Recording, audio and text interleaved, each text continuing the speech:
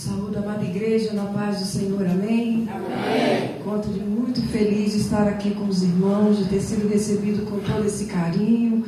Quero agradecer ao nosso Deus por estarmos aqui nessa noite. Agradecer a vida do nosso pastor presidente, Luciano, por ter convidado, ter ali confiado nas nossas vidas para estarmos aqui trazendo a poderosa palavra do Senhor. Também quero agradecer a companhia do meu esposo, que tem me apoiado nesta caminhada. Glória ao nome de Jesus. E vamos estar abrindo as nossas Bíblias em Juízes, no capítulo 2, no versículo 7. Juízes, capítulo 2, no versículo 7. Temos aqui um tema da nossa campanha como restituição. Não estarei pregando no tema, mas eu tenho certeza que a prioridade do nosso Deus é restituir a nossa vida espiritual, alicerçar-nos na base de Cristo Jesus. Aleluia. Nos encontra Juízes 2, 7. Aleluia. E a palavra do Senhor assim vai nos dizer: o povo de Israel serviu a Deus, o Senhor, enquanto Josué viveu. Depois que ele morreu, eles ainda continuaram a servir o Senhor enquanto viveram os líderes que tinham visto tudo o que o Senhor havia feito por Israel.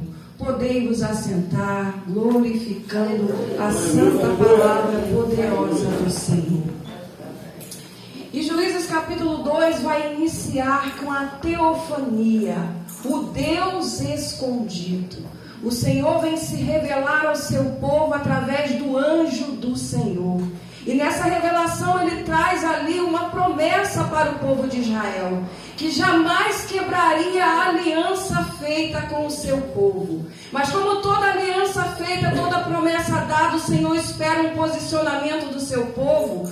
Ele vem e diz para o seu povo: não faça nenhum tipo de aliança, nenhum tipo de acordo com esse povo que está aí nesta terra. Faça assim, como eu vou dizer, expulse-o para longe de vocês, joguem por terra os deuses que eles servem. Porém, o povo de Israel não faz como o pedido do Senhor. Eles desobedecem a palavra dada por ele. E o Senhor volta novamente através do anjo do Senhor e diz: eu não vou tirar este povo diante de vocês mais. Eles serão para vocês como inimigos. E os deuses deles que vocês não derrubaram serão para vocês como tentação. Dali o povo de Israel fica desesperado e se põe a chorar. E ali naquele lugar é chamado de Boquim. Boquim é um lugar de choro. E assim eu trago uma aplicação para nossas vidas. Quantas são as vezes que o Senhor levanta uma boquinha na minha e na tua vida por conta de desobediência à palavra do Senhor? E aí nós vamos para essa boquinha chorarmos, lamentarmos e ali estarmos em arrependimento, para que o nosso Deus tenha misericórdia de nós e se volte para nós com essa misericórdia, aplanando as nossas vidas por termos desobedecido a Ele. Mas o nosso Deus, meus irmãos, Ele é um Deus tão compassivo, tão amoroso, cheio de compaixão no coração, e Ele está sempre atento para nos perdoar quando nos voltamos para Ele em humildade e arrependimento genuíno. Em Salmos 51, 17 vai dizer: um coração contrito, quebrantado, Deus não despreza.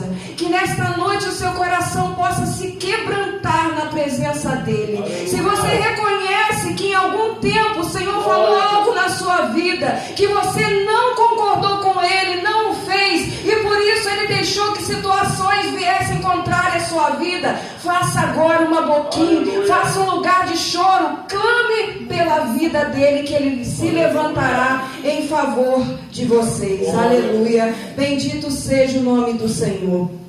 E a palavra vai dizer aqui no versículo 7, que o povo serviu a Deus, o Senhor, enquanto Josué estava vivo.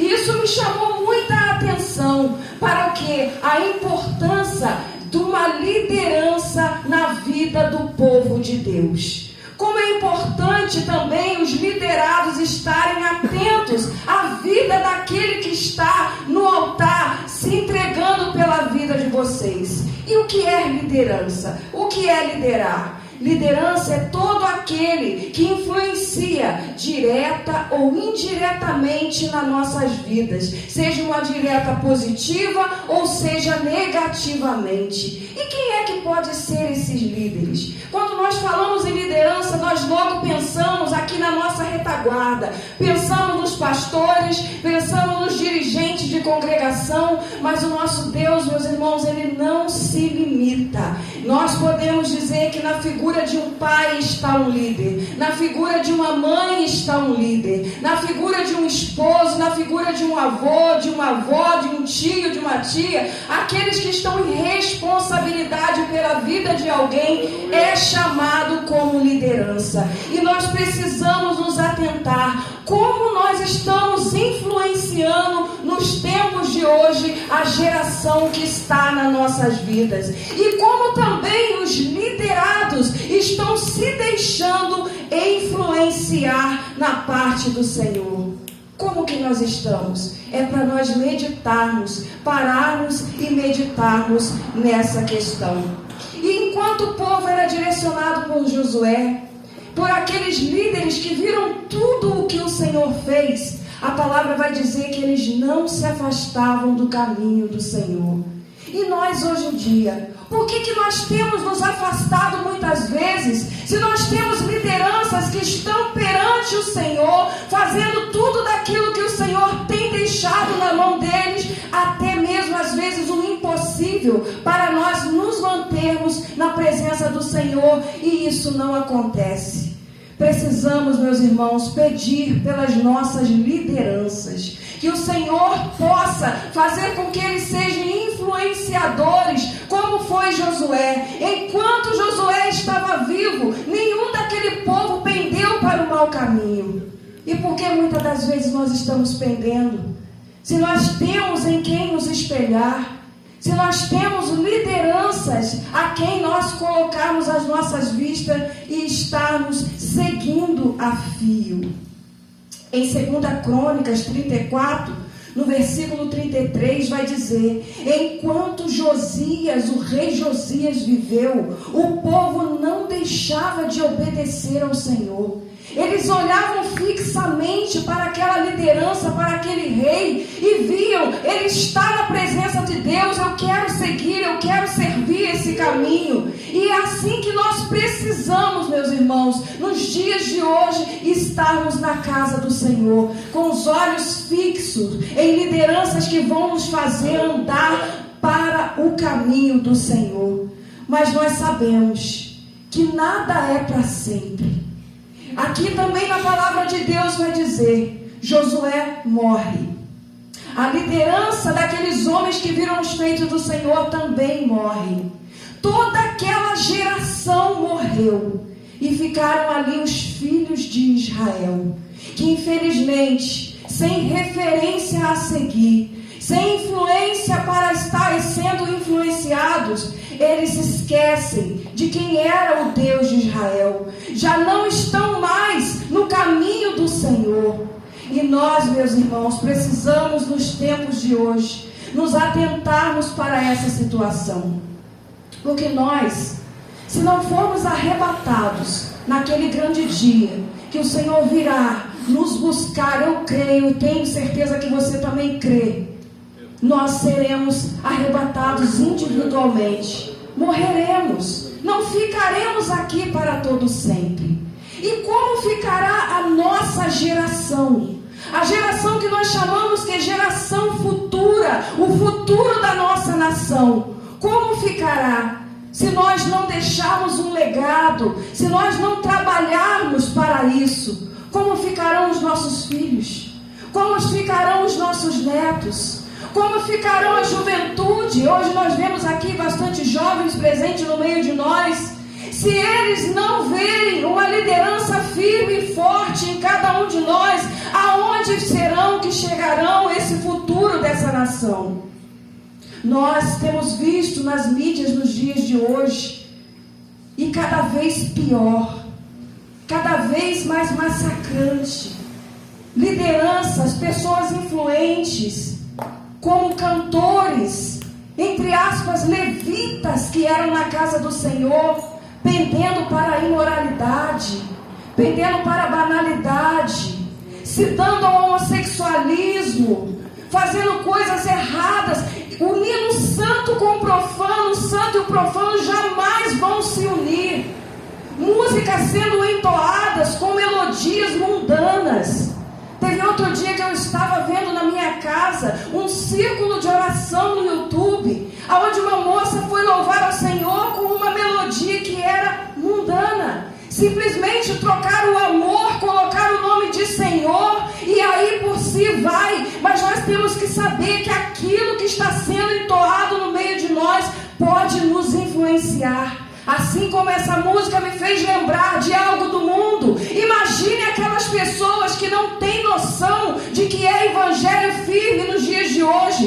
Vão pensar que podem também estar cantando músicas profanas dentro da casa do Senhor. Nós temos visto lideranças, pastores, pregando nos altares do Senhor, em adultério, em fornicação, muitas das vezes, fazendo coisas que não deve perante ao povo de Deus. E essa última vez que eu entrei no YouTube, eu fiquei muito triste e arrasada. Um influenciador que nós seguíamos na pedofilia. Imagine só o espírito que está sendo espalhado no mundo de hoje com essas ministrações que nós achamos que está tudo bem, está tudo certo, mas não está. O espírito que está aqui no altar, ele passa para o meio do povo. E que espírito é esse que nós estamos trazendo para o meio do povo? Se nós não tivermos, meus irmãos, discernimento dos espíritos, nós vamos ser tragados pelo espírito de engano que está no meio de nós, através do espírito de anticristo que rouba a palavra dos altares, que rouba a adoração genuína dentro da casa do Senhor. Aleluia. E o povo peca. O povo chega numa situação de pecado contra Deus. Agora é um povo sem rumo, um povo sem lei, um povo sem princípios, um povo sem direção. Eles começam a adorar outros deuses, a palavra do Senhor vai dizer. E mais uma vez o Senhor vem com ira para aquele povo e os entrega na mão dos seus inimigos. E muitas das vezes nós estamos achando que alguma situação que está se levantando dentro da minha e da tua vida é apenas o inimigo com fúria. Ai, o inimigo se levantou. Não, em Juízes aqui vai dizer que cada vez que o povo de Israel se pendia para o lado errado, ele permitia que os inimigos viessem atrás deles. E nós? O que será que está acontecendo conosco? Será que é o inimigo? Ou será que é Deus mesmo nos entregando na mão dele?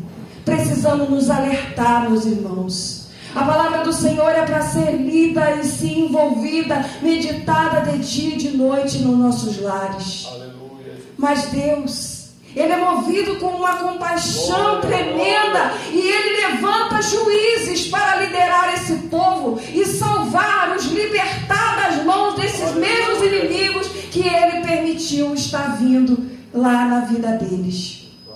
E não é diferente. Na minha vida e na tua vida não é diferente. Quando você erra e peca, aqui em Juízes, ainda no capítulo 2, no versículo 18, vai dizer: ele tinha pena dos israelitas, porque eles sofriam na escravidão. A escravidão que ele está dizendo aqui é o pecado. Quando Deus nos vê envolvido no pecado, Ele se move de íntima compaixão. Ele não nos entrega no juízo, mediante ainda assim nós estamos errando. Ele sempre levanta um juiz. Ele sempre vai levantar uma pessoa para ir diante a minha e a tua vida, antes que o juízo venha cair na nossa vida. Aleluia. Para te libertar, para nos salvar, para para estar nos trazendo por uma terra firme. Ele sempre vai fazer isso. No Salmos 30 vai dizer: a ira do Senhor dura só um momento. A ira do Senhor passa rápido, mas a bondade dele dura para sempre. E é essa bondade que faz com que nós sejamos atraídos para dentro da casa do Senhor, sentarmos numa cadeira dessa e sermos ministrados pela sua palavra, porque é através da sua palavra que ele nos liberta. O nosso libertador vem através de um homem, de uma mulher de Deus que se dispõe a estar aqui no altar, lutando pela minha e pela tua vida. Bendito seja o nome do Senhor. E uma frase que muito se vai encontrar no livro de Juízes, a partir do capítulo 3, é: os filhos de Israel fizeram o que é mal perante os olhos do Senhor. Israel peca novamente. E aí ele faz mal, aquilo que é mal diante dos olhos do Senhor. Mas nosso Deus, nesse amor todo que Ele tem por nós, Ele sempre tem uma maneira de despertar a minha e a tua vida antes de cairmos nos erros e nos enganos. E é através da sua palavra amorosa que Ele faz isso. Comigo, eu sempre que venho com essa palavra, é porque Deus falou comigo primeiramente. Sempre quando eu estou pendendo para um lado errado, Deus vem e fala: Neslânia, você fez o que era mal perante os meus olhos. Se alerta, se põe em despertamento. Eu estou falando com você. E aí, meus irmãos, eu posso ter a certeza e fazer como em 1 Coríntios 11: examine, pois, o homem a si mesmo. E ali eu começo a me examinar, eu começo a me escanear, eu começo a olhar os pontos a qual eu posso estar errando e pecando. Quando foi no antepenúltimo culto que tivemos lá na nossa congregação em Portela, onde o nosso pastor presidente, o pastor Luciano Romero, ele estava pregando, foi aí que o Senhor começou a falar comigo nessa palavra: Neslânia, você está orando menos, você está fazendo menos do que fazia, você está se consagrando menos do que se consagrava. E é isso que o Senhor está aqui nessa noite dizer para mim e para a tua vida: ei, vocês estão fazendo alguma coisa que é mal perante meus olhos. Se desperta, se alerta, pois eu estou aqui hoje com amor e misericórdia para salvar a tua vida. Aleluia, aleluia, bendito seja o nome do Senhor. Glória, glória. Porque muitas vezes, meus irmãos, a gente lê fazer o que é mal diante dos olhos do Senhor. Aí a gente pensa em algo muito grandioso. O adultério, talvez, o roubo, né? São coisas que impactam a vida da gente. Mas sabia que fazer o que é mal diante dos olhos do Senhor também é negligenciar uma vida de oração? Sabia que você deixar de orar dentro do seu lar, quando o Senhor te desperta para estar orando, você está pecando em pecado de omissão? Está omitindo entrar em comunhão, em contato com o teu Deus? Porque em Mateus 6 vai dizer: tu, porém, quando orares, é uma expectativa que Deus tem, que você busque a Ele em oração. Em 1 Tessalonicenses vai dizer: orai sem cessar. Orai, para mim, é uma coisa de ordem, uma palavra de ordem. Então pode ser que seja também um andamento. Orai. É preciso que eu e você estejamos sempre em oração. E isso não fica somente naquelas orações que nós levantamos: ah, Senhor, obrigada pelo dia de hoje, levantamos e vamos trabalhar. E quando chegamos em casa, vamos almoçar: ah, Senhor, obrigado por esse alimento. Não, o Senhor espera que você tenha intimidade com Ele, que tenha um momento de oração, que não faça como está escrito na palavra de Deus: entra na presença dEle, mas não se levante rapidamente. Não tenha pressa de sair da presença do Senhor. E fazer o que é mal diante dos olhos do Senhor também pode ser deixar de meditar na palavra dele.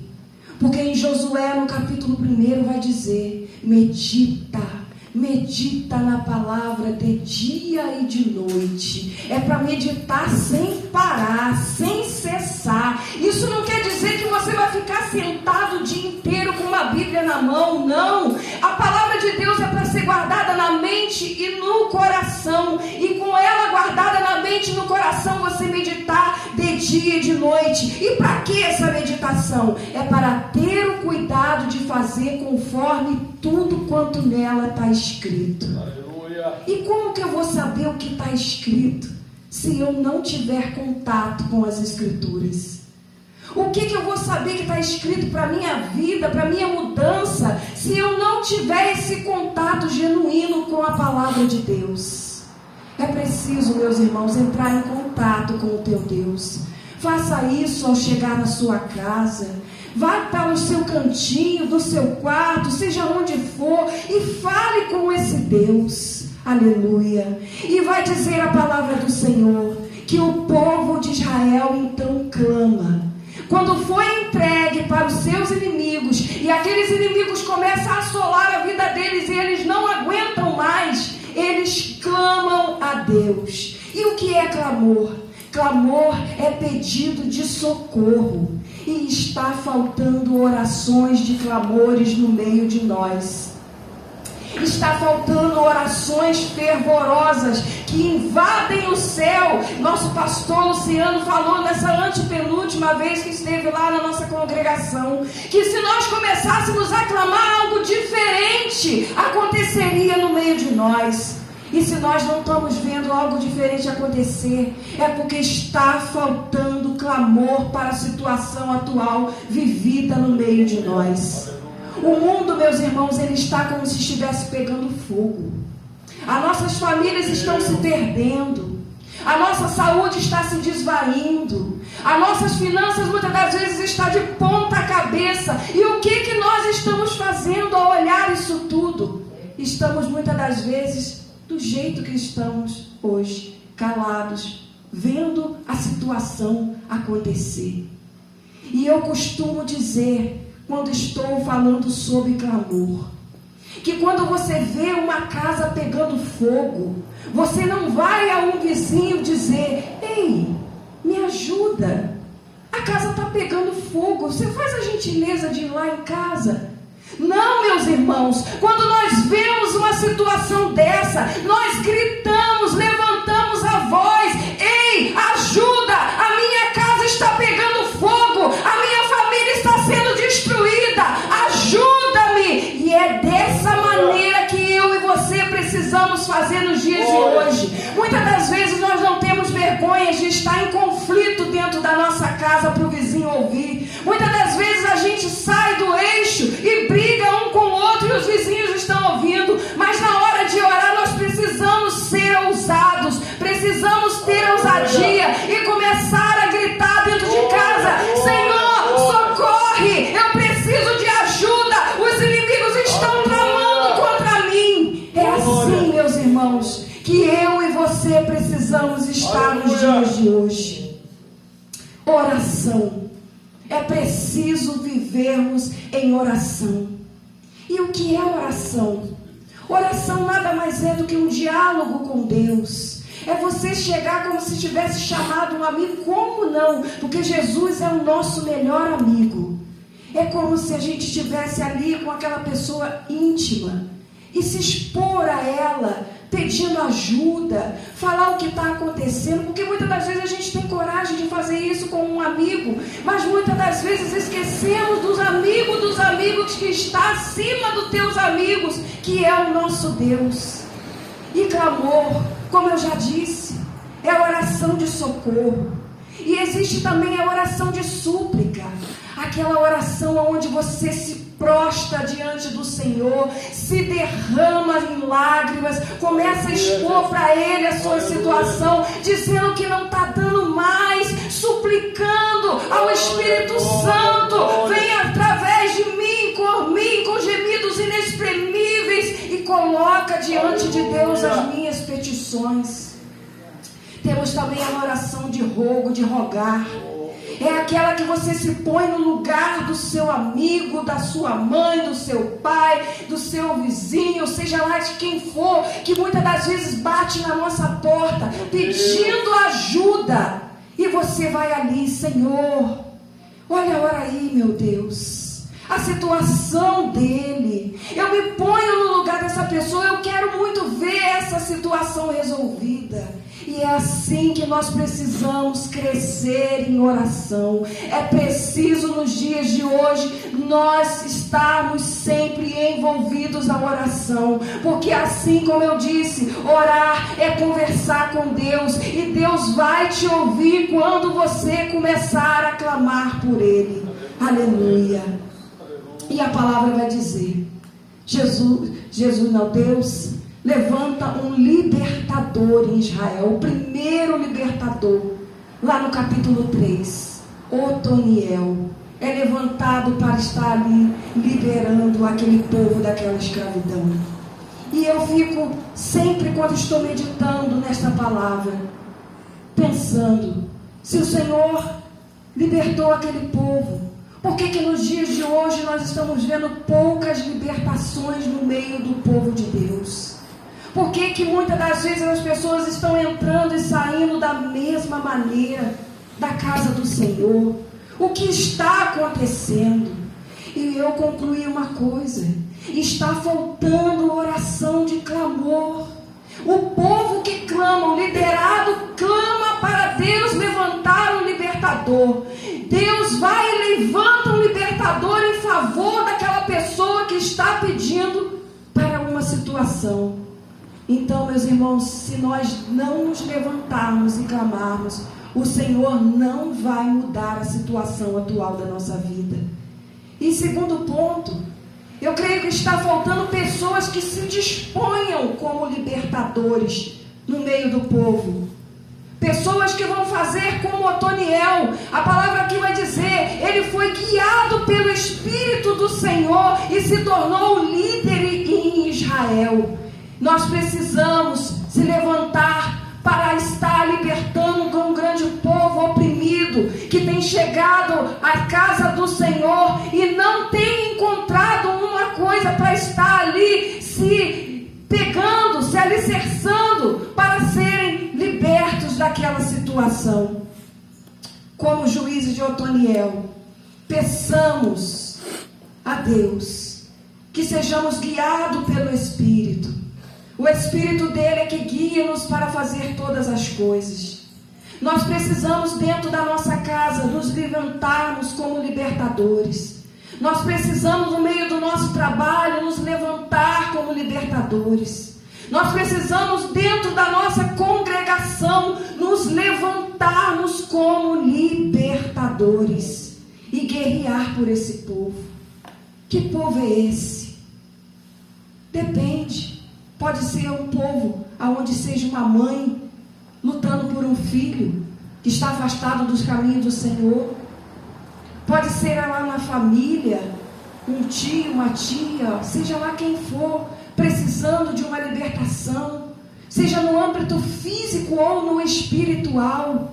Nós precisamos, meus irmãos, aqui dentro da congregação, nós que estamos como liderança, seja líder de um círculo de oração, seja líder com a presença de um pastor, de um dirigente, seja lá qual for a situação colocada diante de nós, nós precisamos começar a guerrear e nos colocarmos como libertadores.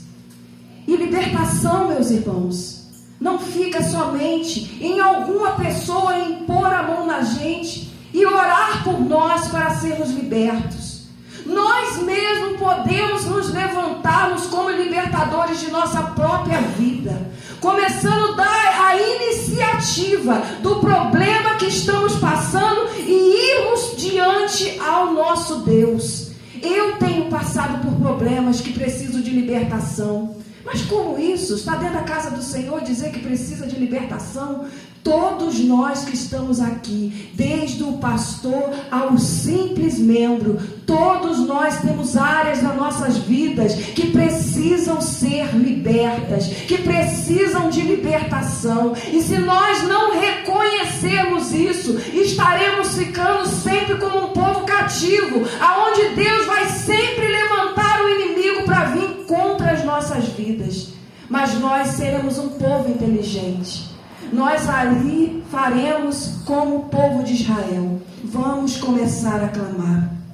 E para finalizar, durante todo esse tempo a palavra vai dizer, durante todo esse tempo, que tempo é esse? Que Otoniel foi líder influente em Israel. A palavra vai dizer, durante todo esse tempo a terra de Israel ficou em paz. Libertação vem em conjunto com paz e descanso. Quando uma pessoa é liberta, ela desfruta de uma paz, de uma alegria, de um descanso que só pode vir das mãos do Senhor. E nós, meus irmãos, precisamos nos colocar nas mãos de Deus e pedir a Deus para que tanto para si mesmo quanto para o povo que está ao nosso redor, seja na nossa casa, na nossa família, ou seja na congregação, nós precisamos pedir a Deus esse tempo de descanso. E esse tempo de descanso está favorável para mim e para você nesta noite. Você que veio aqui pedindo a Deus que restituísse alguma coisa na tua vida. Eu comecei a dizer que neste tempo não há nada melhor a ser restituído do que a nossa vida espiritual, a nossa vida de oração, a nossa vida de jejum, a nossa vida de consagração, a nossa vida de cultuar a Deus, para estarmos indo para esse tempo de descanso. Em João 14, 27 vai dizer: deixo-vos a minha paz eu vos dou. E quem não quer desfrutar dessa paz? Quem não quer desfrutar desse momento de descanso? Que você possa, nessa noite, pedir a Deus que fale cada vez mais profundamente no teu coração. Que essa palavra venha trazendo como um despertamento para a sua vida, em o nome de Jesus. E aqui eu agradeço a minha rica oportunidade, em nome de Jesus. Amém. Aleluia. Glória, glória. Glória a Deus, que palavra, né?